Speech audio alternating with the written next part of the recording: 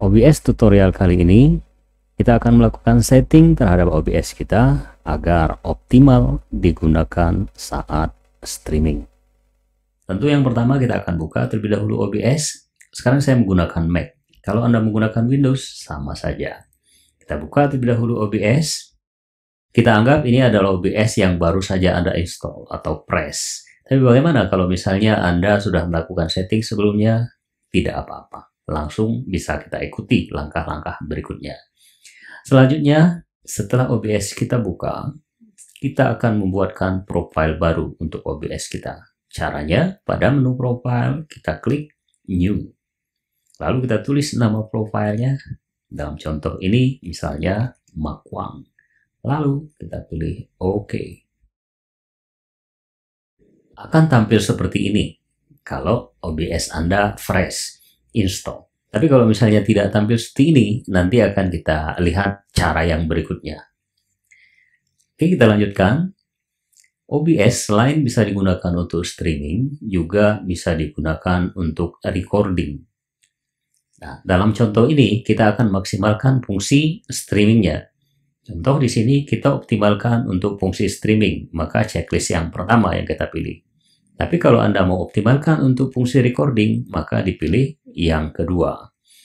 Nah, pada versi OBS yang terbaru, saat video ini saya buat, saya gunakan versi 26.1.0 versi Mac. Ada fasilitas yang namanya plugin virtual camera. Itu sudah terinstall langsung di OBS kita. Nah, itu mungkin ada pembahasan tersendiri ya. Ini kita abaikan terlebih dahulu. Sekarang kita akan kembali ke pilihan yang pertama. Kita akan men-setting OBS kita untuk mengoptimalkan fungsi streaming. Kemudian kita pilih Next. Tampil seperti ini, dibiarkan saja. Karena OBS akan melakukan auto configuration wizard sesuai dengan spek komputer yang kita gunakan dan sesuai dengan koneksi internet yang akan kita gunakan pada saat streaming. Jadi ini cukup kita next saja. Lalu tampil seperti ini.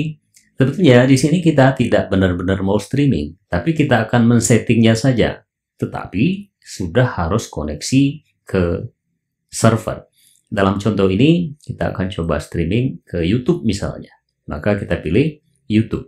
Kalau Anda mau streaming ke Facebook, pilih Facebook atau Stream.io atau mau lihat yang lainnya. Tapi contoh sekarang kita pilih YouTube. Selanjutnya akan tampil seperti ini. Kita akan memasukkan stream key. Caranya bisa Anda buka browser lalu aktifkan YouTube Anda atau kita klik saja Get Stream Key. Maka secara otomatis akan membuka browser default Anda.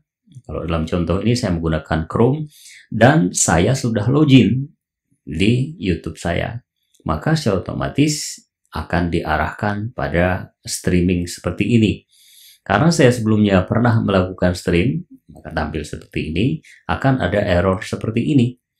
Ya, kalau Anda baru pertama, ini tidak akan tampil kayak begini. Cara mengatasinya, kita bisa membuatkan yang baru, atau dalam contoh ini biar cepat, saya cukup reset saja. Ini saya reset. Artinya kita tidak menggunakan key yang sudah pernah saya gunakan. Ya, kita change dashboard. Oke.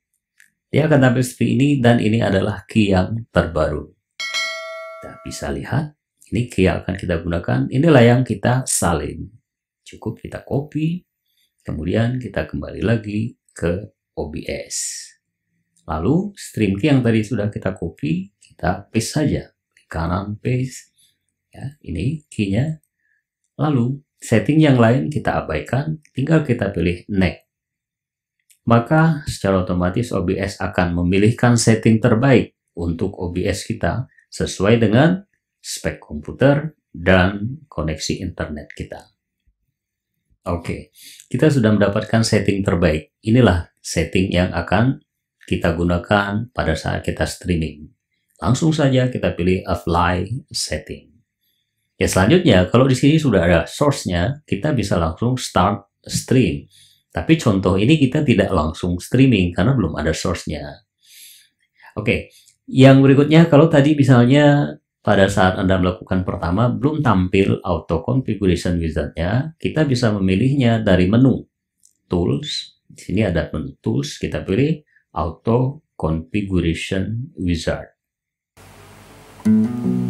Maka akan tampil juga seperti yang tadi tampil pertama. Anda bisa lanjutkan ke setting-setting berikutnya seperti yang tadi kita lakukan. Demikian saja tutorial singkat kali ini. Itulah hal yang penting pertama harus Anda lakukan sebelum kita melakukan streaming. Semoga bermanfaat. Terima kasih.